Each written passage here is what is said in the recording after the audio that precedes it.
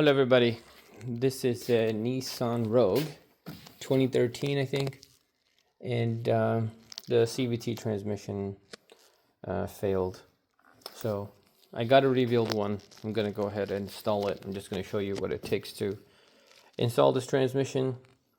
Get yourself ready because this is a little bit of work, especially if it's an all-wheel drive. You gotta start with removing the battery, intake air system, get this area opened up for you to get access to the transmission parts. One thing I like to do is disconnect my battery, take out small stuff from the top. Then I work and remove everything at the bottom first. That includes anything in the way of the transmissions and axles and drive shafts and components for the cooler and oil lines and whatever mounts is at the bottom, disconnect them. Then I raise the car up, and before I disconnect my transmission bolts from top, I install the transmission jack and engine stand to hold the engine in place, and then start removing the transmission. So let's get started. So first, let's go back to the jugular, get this thing out. Perfect. Taking that one out. Let's get the battery disconnected. Take out these bolts here. You don't have to completely take them out because these are hooks. They can easily be disconnected. Battery mount. These right here are 12 millimeter. Let's open those. So these right here are 13 millimeter.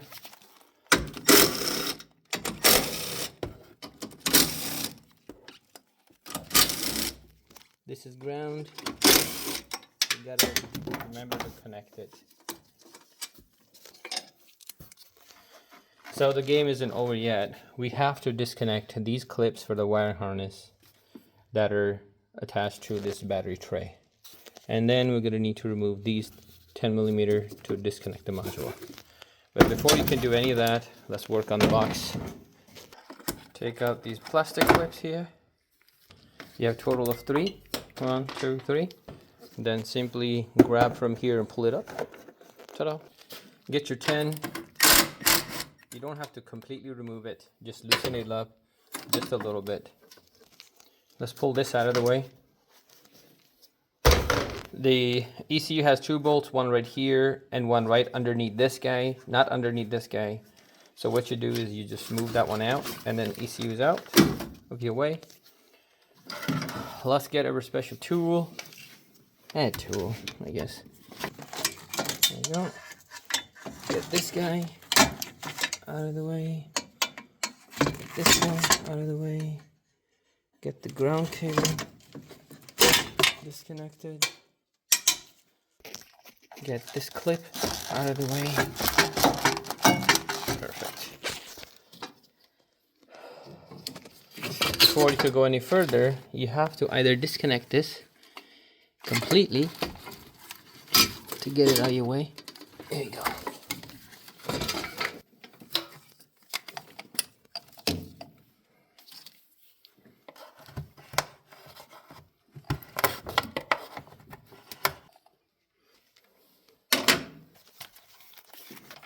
Box is secured with 10 millimeter.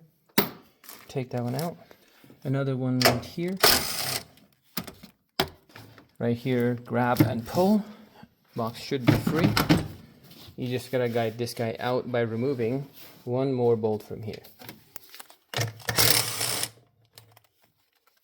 Disconnect this hose right here. Perfect. You should be able to lift the box out of the way. Now you can see we have plenty of space to get to the transmission cables, bolts, and so on. At this point, I'm not going to disconnect anything else. I'm just going to work at the bottom all the way, then secure the engine, transmission, and come back up and start removing the rest of it. And that way, I'll just yank it out of my way. Underneath, let's deal with the nasties first. Take out the drain plug, 18 millimeter. At the old drain. Looks like there was a pre-existing oil leak down here. So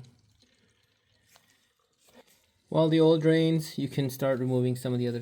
I'm going to start with taking out the torque converter plate here.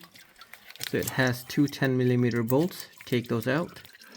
Once you get the bolts out, just pull the plate down like this and out.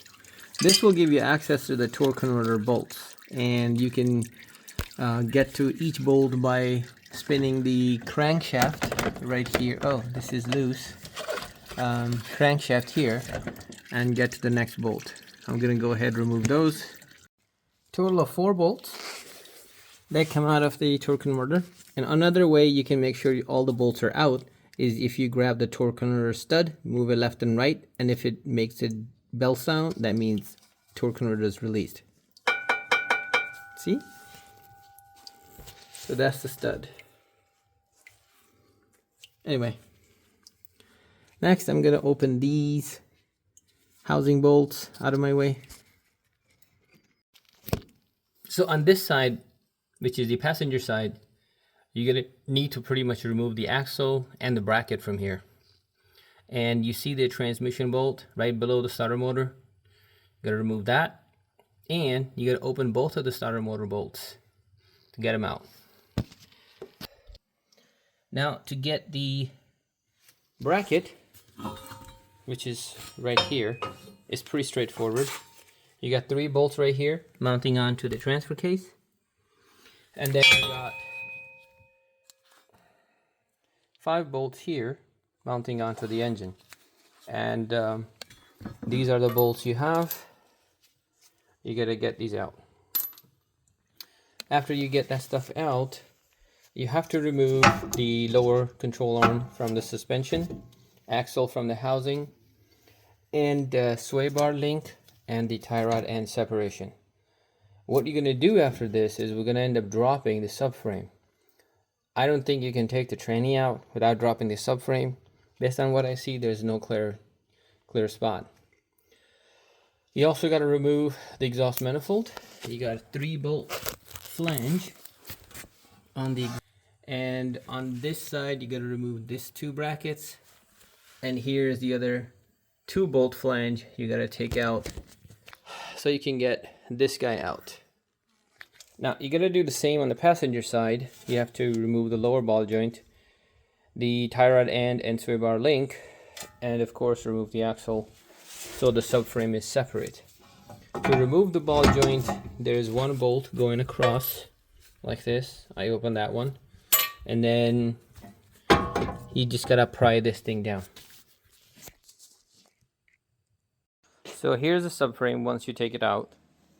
You have subframe bolt here and heel connected to the frame. That one and that one is connected to the frame. These 2 here are actually for the rack and pinion. You don't have to disconnect the rack and pinion from the car. Just open these 2 bolts and the rack and pinion will stay in the car. Most of these wirings really are happy to be in your way, so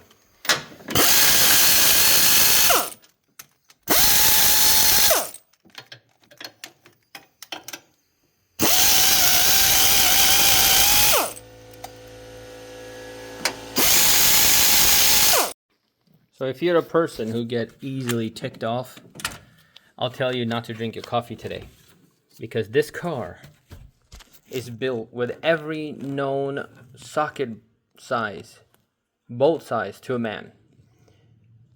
They're so fucked up. In the same bracket, you'll get 10 millimeter. Another bolt on the same bracket will be 12 millimeter. And then there are places that use 13 millimeter. Then right next to it, they use 11. Then they use 17, 16. It's like they couldn't fucking decide what bolts to use. Or they ran out of the bolts, so they just used whatever was sitting around. This is one of the worst builds ever. Whenever I work on Toyotas and Nissans, I feel like I'm going to end up using my entire toolbox to open transmission. Hondas, Audis, the best ones. BMWs, the best ones. You only get like 4 or 5 sockets and you get the entire car dismantled. This guy, 10 millimeter on the cooler. You got 12 millimeter holding the dipstick, 13 millimeter holding the upper part, 10 millimeter holding the dipstick mount. What the fridge, man? What are you guys doing? Anyway, so right here is another transmission bolt. There you go. And there's one more right here we gotta get to. And I think I'm gonna try to use the same setup of the sockets I have to get to it. Yeah, there's the other bolt right here. All right, I believe the transmission is completely separated. By miracle, if there's one bolt down there, I'll have to take a look. So if these car companies want it, they're fully capable of designing a full disconnect, quick disconnect transmission to engine system. They have machining capabilities. They have redesigning capabilities. They're still using this old tech from, I don't know, a decade ago, just because it's easy. If they had done it, they would have saved consumers a lot of money, car owners a lot of money. But they would have to redesign the entire setup. But you know what? The world's coming to that. First, these suckers did not want to create electric cars. Tesla forced them to. Right? Now, everybody's running into EVs. I remember in 2000... Come on, sensor.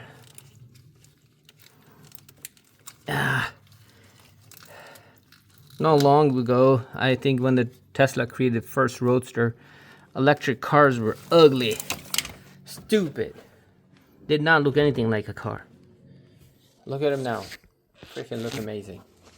And all it took is one person to rattle their can, and these little sucker goats started following behind, instead of creating something of their own. Now watch this. These are 17 millimeters. All 3 bolts are bell housing bolts. Guess what this belongs to? 16 millimeter bell housing too. And what's the reason for this?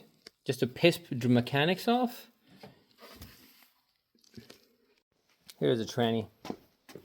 So, if you're trying to make sense of things, you got 1, 2, 3 bolts here that are from the starter size. You get to disconnect them from the starter motor side. And then you have 1, 2, and 3, and 4, 5. These are the bolts that are coming from the transmission side. And then you have 1, 2, 3, 4 bolts. They're from the bottom. Now, the torque converter has only 4 bolts. These 2 are just studs. There's nothing used here.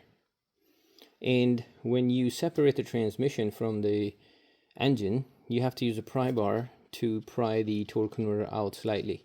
Otherwise, it will be stuck in there, and you will have a huge mess, even though you drain the oil. The transfer case has 4 bolts for the drive shaft.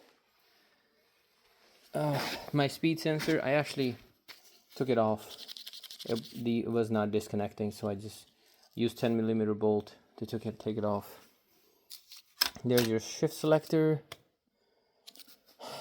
plug, dipstick. There are 2 bolts here for dipstick. And then you have a bolt down there. So I got lucky. This didn't bend, but I noticed this was touching the frame.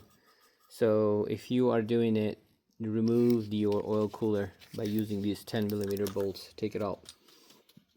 You don't want to damage this guy. That's an extra money. It's gonna come out of your pocket. So, not an easy job. I mean, it would be a lot easier if all the bolts that we need are the proper size. And here you go. Prime example. This little piece, which is the fender liner bottom, guess what? Use 2 different type of bolts, 10 millimeter and star. Why? Why the heck? Either decide to use low clearance bolts and use all stars, if you worry about the clearance issue, and then you're using 10, so obviously they're not worried about clearance issue. Look at the holes. The size of the holes is perfect to use 10 or 1 size bolt. The oil pan out, that's what's in the oil pan. And these are very heavy metal chunks.